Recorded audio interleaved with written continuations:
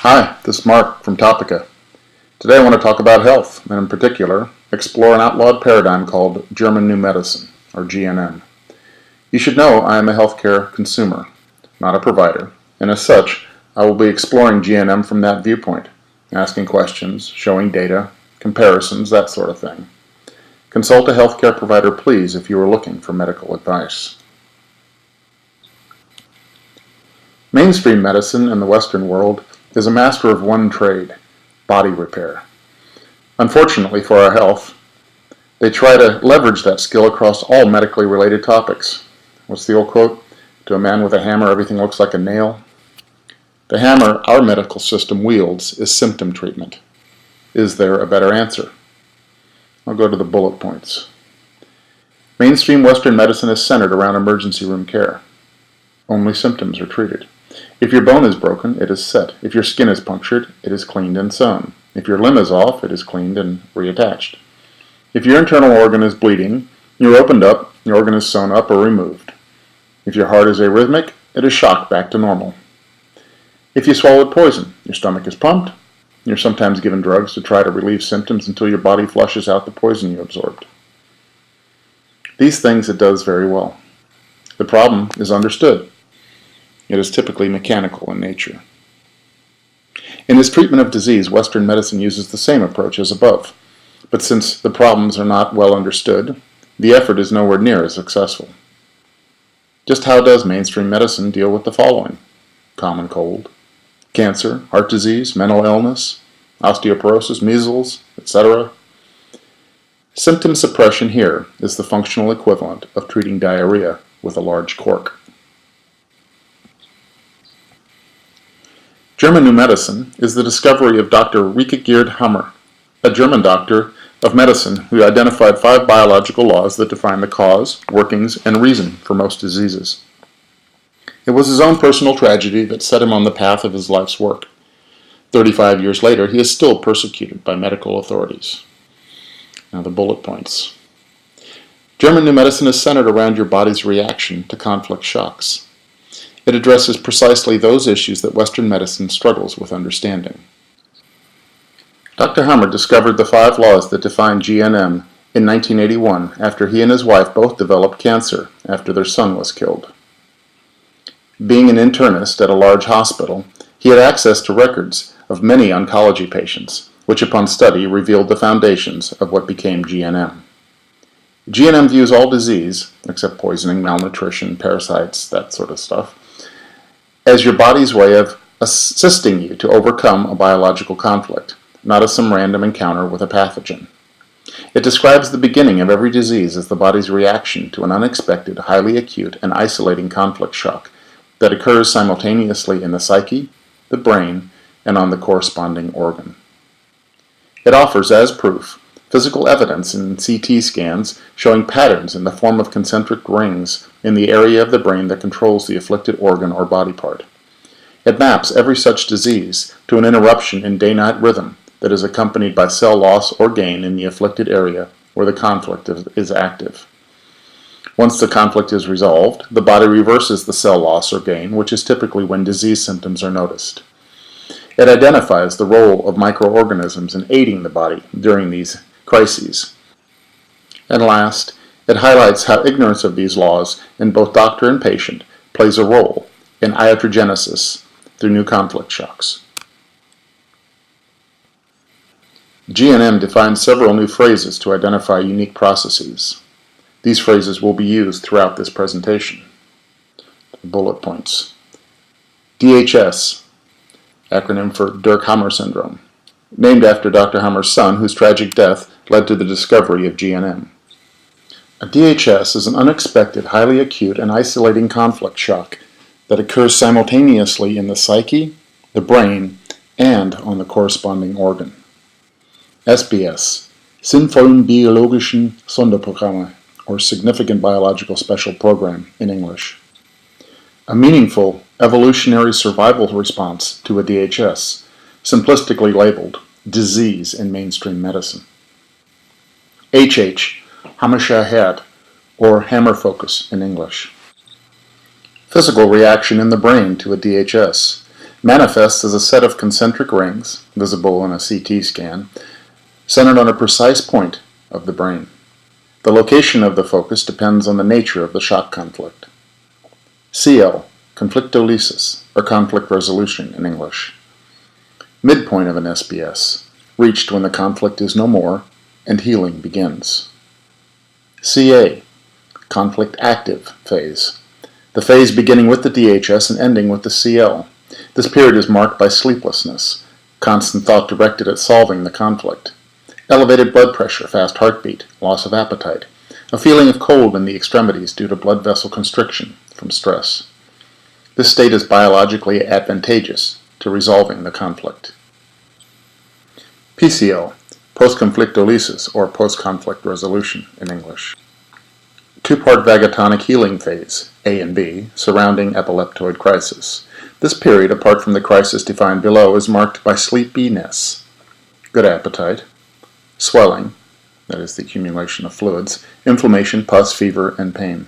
Microbes are present in this phase to aid the body in healing.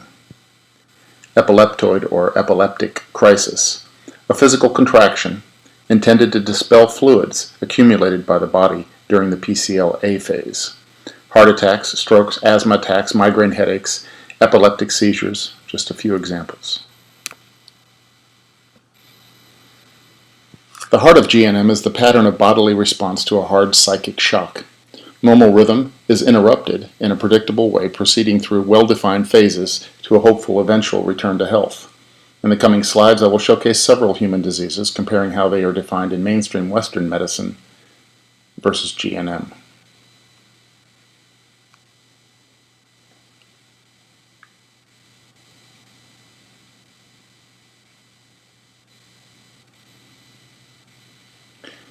First thing I want to talk about is contagion.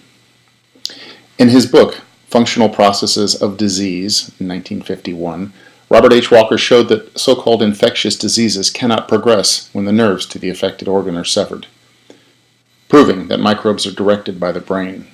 What does that say about the germ theory of disease, or contagion, which depends on germ theory as its foundation?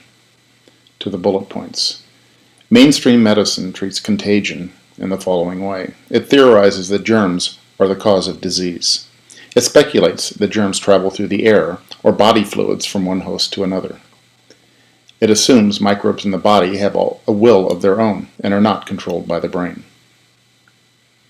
GNM, on the other hand, stipulates that all SBSs, what the mainstream calls disease, are caused by a DHS. Contagion is perceived due to shared DHSs or new DHSs caused by reactions to healing symptoms of an SBS. Microbes are only present during the healing, that is, end phase of an SBS, and therefore cannot cause the CA, or beginning phase of an SBS. The healing, end phase, does not occur on its own without successful resolution of the CA, i.e. beginning phase. GNM asserts that germs no more cause disease than flies cause garbage. Example 1, stomach flu.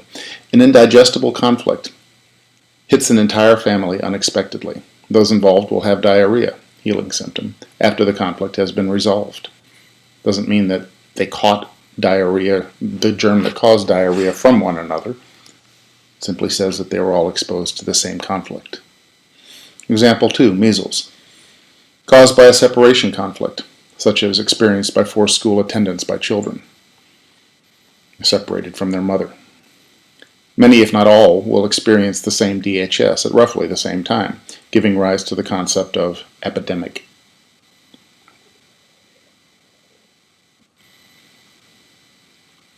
Common cold or flu. I'll lead with a common cold, as the overwhelming majority of us have experienced it many times, and mainstream medicine is at a complete loss of understanding it and therefore dealing with it. GNM has no such problems. As the symptoms are only present in the healing phase, the old saying, if you take medicine for a cold, it'll heal in about 7 days, and if you don't do anything, it'll take about a week, takes on new meaning. Mainstream medicine sees the common cold as having its cause as any one of hundreds of identified virus strains, primarily rhinovirus. It offers no cure, only suppression of the symptoms until the body heals itself. GNM, on the other hand, explains it in the following way. The DHS, that is the shock that causes these particular symptoms, is a stink conflict, which can be an actual bad smell or a figurative one, such as this situation stinks or I've had it. The intensity and duration of the conflict active phase determines the severity of the reaction and whether the symptoms are described as cold or flu. The SBS, in this case for common cold, is to reduce the cells in the nasal passage responsible for smell. The HH is centered in the ectoderm, that is the new brain, indicating initial cell loss. Conflict active phase.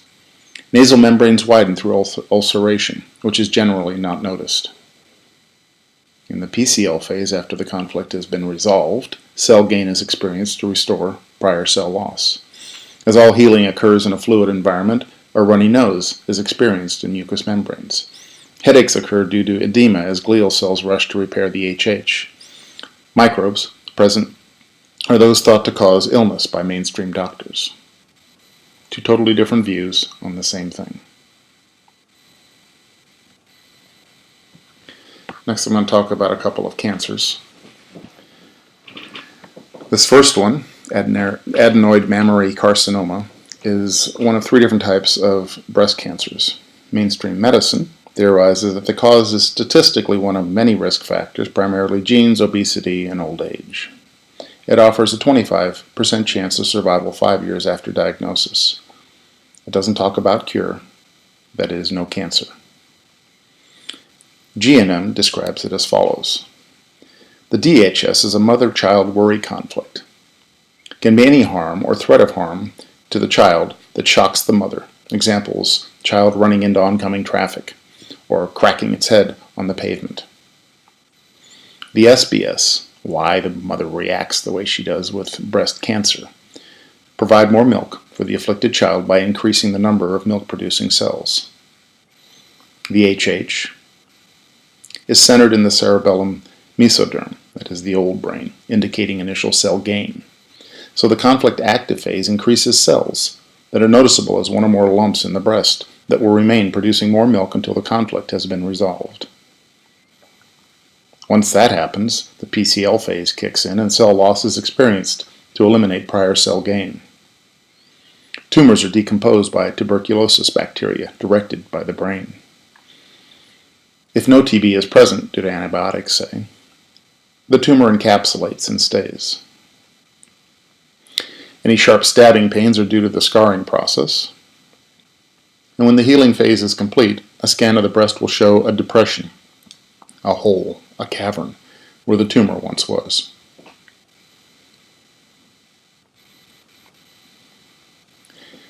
The next cancer case is a colon cancer case. In today's world, this conflict shock is almost always an abstraction, rather than an actual chunk of food that the colon can't handle, like a bone fragment.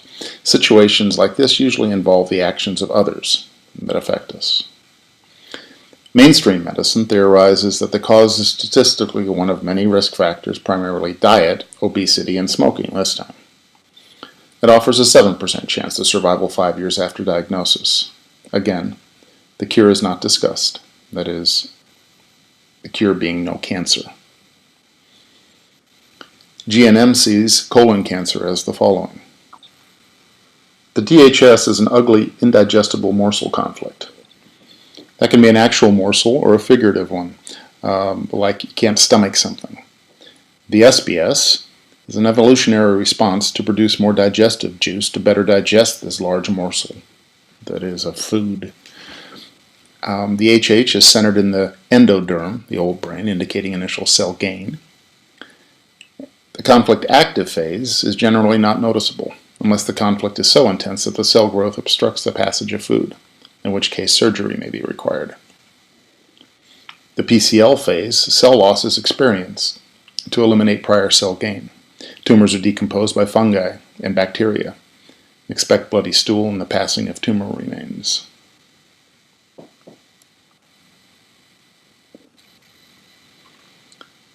The third cancer case is a pulmonary lung cancer or adenocarcinoma. Does smoking cause lung cancer? First, you must ask, what lung cancer? Bronchial, adeno, or pleural carcinoma? GNM states that bronchial DHSs are always territorial fear conflicts, always. Adeno DHSs are always death-threat conflicts, again, always. And pleural DHSs are always attack conflicts. Where does smoking fit in? Don't know. Mainstream medicine theorizes that the cause is statistically one of many risk factors, primarily smoking, genes, and old age. It offers a 5% chance of survival 5 years after diagnosis. Again, the cure is not discussed. GNM sees this lung cancer as the following. The DHS is always a death-threat conflict. Example, cancer diagnosis shock equated with a death sentence. The SPS, in biological terms, the death panic is equated with an inability to breathe, causing the alveoli to immediately multiply, forming a tumor. The HH is centered in the cerebellum mesoderm, the old brain, indicating initial cell gain. Conflict active phase, increase in alveoli cells is not painful and will continue until conflict resolution. PCL phase, cell loss is experienced to eliminate prior cell gain. The tumor is decomposed by mycobacteria such as tubercular bacteria, provided they are present. It becomes casated and is coughed out, and all that is left are caverns, that is holes, where the tumors once were. If no TB is present, due to antibiotics, the tumor encapsulates and stays.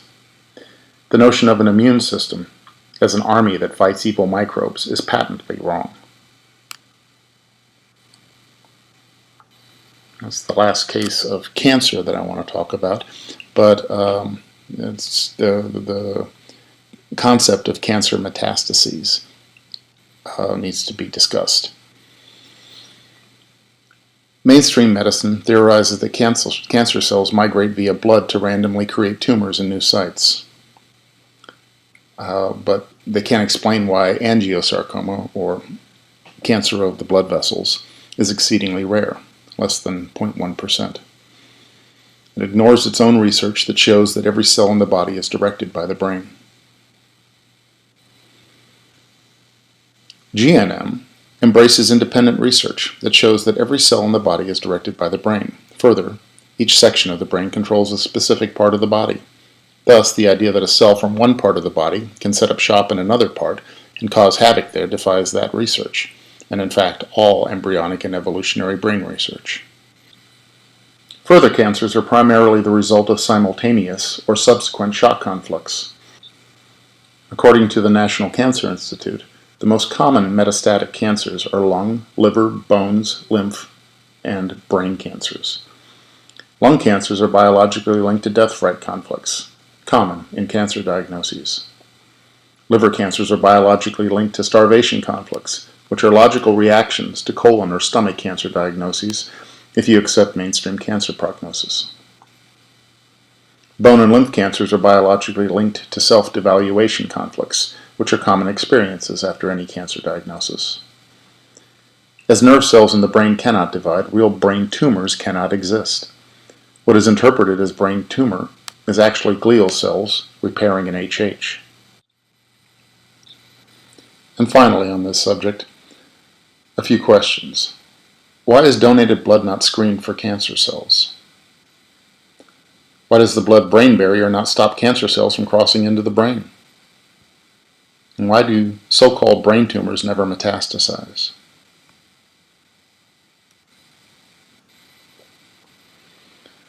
Now on to coronary heart disease, which is the #1 killer in the United States. Mainstream medicine reports that unless expert attention is directed at a heart attack victim, death is all but certain after 10 minutes. Jim Fixx, whose 1977 bestseller, The Complete Book of Running, is credited with helping start an American fitness revolution, died of a heart attack at the age of 52, while in top physical shape. So let's see what mainstream medicine has to say on the cause of heart disease. It theorizes the cause is statistically one of many risk factors, primarily high blood pressure, obesity, and smoking. It suggests lifestyle changes as prevention, and surgery, when heart or arteries are too damaged. GNM, on the other hand, sees it as the following. The DHS is always a territorial loss conflict, job, home, things like that. The SBS, that is the response, is to ulcerate arterial walls to widen them, allowing more blood to be pumped, resulting in more energy and vigor to retain the lost territory. The HH is centered in the ectoderm, the new brain, indicating initial cell loss. The CA phase has common symptoms of angina pectoris. In the PCL phase, cell gain is experienced to eliminate prior cell loss. Cholesterol from the liver is initially used to fill ulcerations, as it constitutes 50% of cell walls. The epileptoid or epileptic crisis in this particular DHS is the killer here, as a heart attack will occur if the conflict is not promptly resolved. GNM can reduce the risk if the patient is treated 3 to 6 weeks prior to the expected heart attack. What do you mean by prior? As the healing phase duration matches the CA phase duration, the crisis date can then be predicted if you know when it started. You can kind of know when you're going to have the heart attack. With conventional care, for conflicts that last more than 9 months, survival rate is extremely low, as the duration of the conflict active phase will determine the intensity of the epileptoid crisis. On to mental illness. Mental illness is a special case in GNM, as there is no single direct conflict that causes mental illness. Still, DHS is involved, and unless the shock conflict is resolved, taking drugs and talking cannot offer anything but temporary relief. Mainstream medicine. How do they deal with mental illness? They theorize that the cause is varied and unclear, and basically they have no clue as to what the cause is. They offer no cure, only attempts to treat symptoms with drugs and psychotherapy.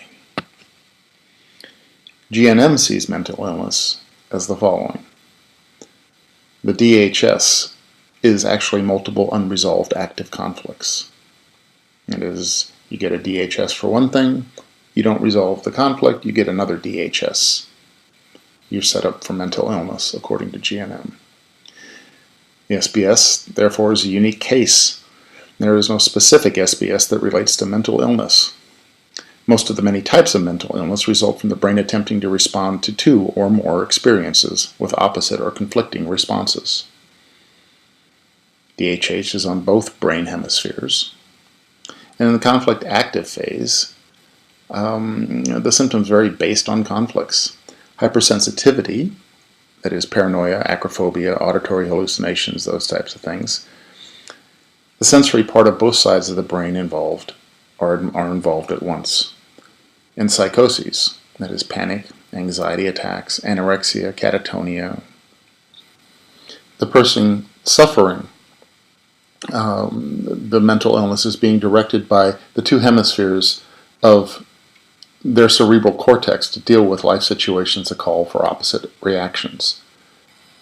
Sociopathy, that is the feeling of complete absence of emotion, results specifically from a pair of conflicts handled by certain positions on either side of the cerebellum. The PCL phase here is not applicable. That is, if the conflicts are resolved, then the individual DHSs will go on to their individual PCLs. When there is only one left, the mental illness should be gone. Osteoporosis. This SBS is typical of new brain programs, and that the affected organ or body part is left stronger once the SBS is healed. So mainstream medicine theorizes that the cause of osteoporosis is statistically one of many risk factors. Sounds familiar, huh? Primarily old age, genes, and race. It offers no cure, only management. Recommends calcium supplements. GNM sees it as follows. The DHS is a self-devaluation conflict, a sudden breach of self-esteem. The point of the SBS is to strengthen the affected bone in the healing phase. The HH is centered in the medullary mesoderm, the new brain, indicating initial cell loss. The CA phase, callus cells in the bone are lost, causing little holes in the bone. The longer the conflict lasts, the more bone mass will be lost. At this point, the danger of fracture is minimal as the periosteum is unaffected. Now for the healing phase. Cell gain is experienced to eliminate prior cell loss. The swelling that comes with the repair process causes the stretching of the periosteum, which can be very painful. When the periosteum stretches, the bone loses its support and breaks easily, greatly increasing the risk of fracture. Once the repair is complete, however, the bone is much stronger than before. Skin diseases, all kinds of them, measles, smallpox, herpes, etc. These diseases are often associated with epidemics, wherein large numbers of people are afflicted roughly simultaneously. Mainstream medicine explains this with germ theory. GNM offers a completely different but also plausible explanation. Which is correct? Don't know, you decide. Mainstream medicine sees this as follows. Theorizes that the cause is viral, although not one of the viruses has yet been isolated, let alone implicated as the cause of any disease. Research Stefan Lanka for more information on that particular sentence. Mainstream medicine offers no cure, only suppression of symptoms until the body heals itself. GNM sees skin diseases as follows. The DHS is a separation conflict. In the SBS, the skin loses epidermal cells, causing a loss of sensitivity toward touch. HH is centered in the sensory cortex, the new brain, indicating initial cell loss. In the CA phase, sensory paralysis is a natural form of protection from further traumas of this kind. As a result of the loss of epidermal cells, the skin becomes dry, rough, and may flake. In the healing phase, cell gain is experienced to eliminate prior cell loss. Skin also starts to heal by refilling and replenishing the ulcerated areas with new cells. During this repair process, the skin becomes inflamed, itchy, blistery, and swollen. Skin disorders such as eczema, dermatitis, rosacea, hives, or herpes are therefore positive signs indicating that a natural healing process is taking its course.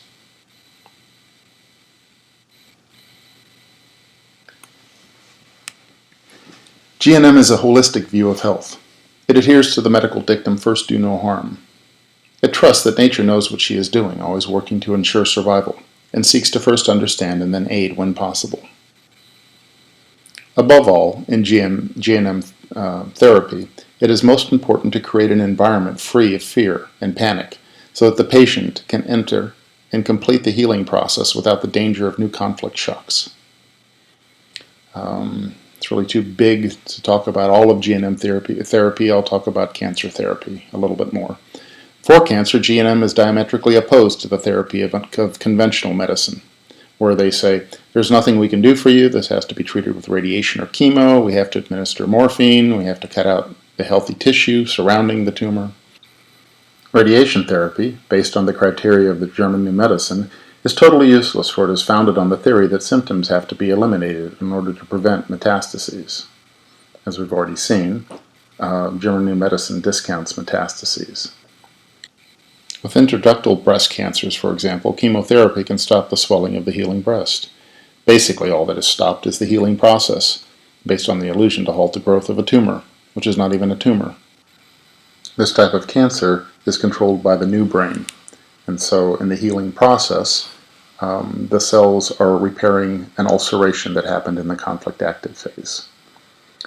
Morphine is catastrophic for every patient. Nature has not foreseen such an intervention. Since morphine and its derivatives are available, we think that we can stop the pain and at the same time get healthy. This is a wrong assumption because morphine alters the entire brain. The patient's morale diminishes, and without willpower, he lets himself be put to sleep. Medical treatment is not only a domain of conventional medicine. In the German New Medicine, medication is used to avoid complications during the natural healing process. All remedies with a positive symptomatic effect should be applied for the benefit of the patient and based on the criteria whether the doctor would administer it to his own spouse.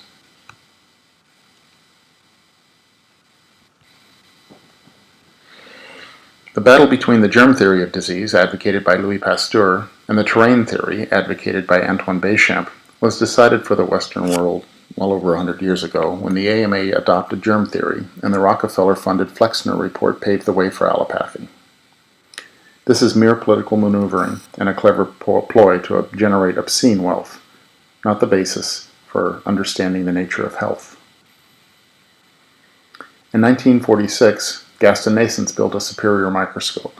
His somatoscope produces magnifications to 30,000 times and resolutions to 150 angstroms. This is an order of magnitude improvement from the 2,500 times and 1,000 angstroms that the finest conventional optical microscopes achieve, even today. Electron microscopes resolve even finer detail, but the electron beam ensures that every specimen observed is dead. The somatoscope enabled Naessens to observe very small particles in the blood, particles too small to be seen in conventional microscopes. In healthy blood, these somatides, as he calls them, are highly energetic, moving about very rapidly. In sick blood, they are initially lethargic, and then, to Naessens' surprise, the somatides morph into spores, then double spores, then bacteria. He catalogs the changes, which he discovers form a cycle of 16 unique stages. Only the first 3 stages of this cycle are normal. The other 13 appear when the body is weakened by toxins, radiation, strong electric fields, malnutrition, shock, stress, etc. Incredibly, Naessens' research has resulted in the association of degenerative diseases, rheumatoid arthritis, multiple sclerosis, lupus, cancer, and AIDS, with the development of forms in the 16-stage pathological cycle. Dr. Hammer's discovery 35 years later, in his 4th law, perfectly supports these findings. They are repeatable. They are real. The body produces its own bacteria for its own benefit. Among them are tuberculosis, which help remove excess cells generated in the CA phase.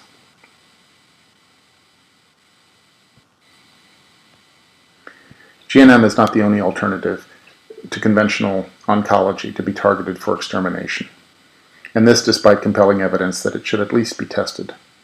The dismal record of the mainstream approach in this matter is hardly a secret. As always, in the course of human affairs, if you don't understand why something is happening, follow the money. Now for a few quotes, first from Dr. Hammer himself. All so-called diseases have specific biological meaning. While we used to regard Mother Nature as fallible, and had the audacity to believe that she constantly made mistakes and caused breakdowns, malignant, senseless, degenerative, cancerous, gross, etc., we can now see, as the scales fall from our eyes, that it was our ignorance and pride that were and are the only foolishness in our cosmos. Blinded, we brought upon ourselves this senseless, soulless, and brutal medicine. Full of wonder, we can now understand for the first time that nature is orderly, but we already knew that, and every occurrence in nature is meaningful, even in the framework of the whole, and that the events we call disease are not senseless disturbances to be repaired by aspiring sorcerers. Nothing in nature is meaningless, malignant, or diseased. Linus Pauling, a big advocate of vitamin C, had the following to say about cancer research. Everyone should know that the war on cancer is largely a fraud, and that the National Cancer Institute and the American Cancer Society are derelict in their duties to the people who support them. James Watson, of Watson and Crick, that is the people that discovered the nature of DNA, was a lot more to the point. The war on cancer is a bunch of shit, he said. And the last quote, success of most chemotherapies is appalling. There is no scientific evidence for its ability to extend in any appreciable way the lives of patients suffering from the most common organic cancer. Chemotherapy for malignancies too advanced for surgery, which accounts for 80% of all cancers, is a scientific wasteland. Dr. Ulrich Abel, epidemiologist and biostatistician, was quoted as saying that in the Lancet, 1991.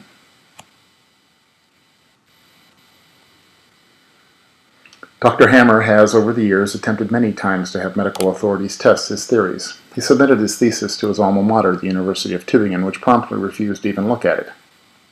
And what can only be described as a witch hunt. Dr. Hammer has been stripped of his medical license and even imprisoned. This is a list of testing that has occurred despite medical resistance.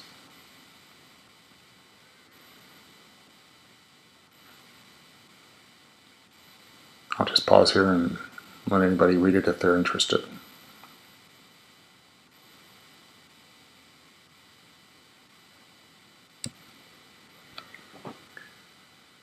My final thoughts on this. I cannot say that GNM has any answers. I truly don't know. I don't even have the opinion of experts other than GNM practitioners because of the active effort to suppress it.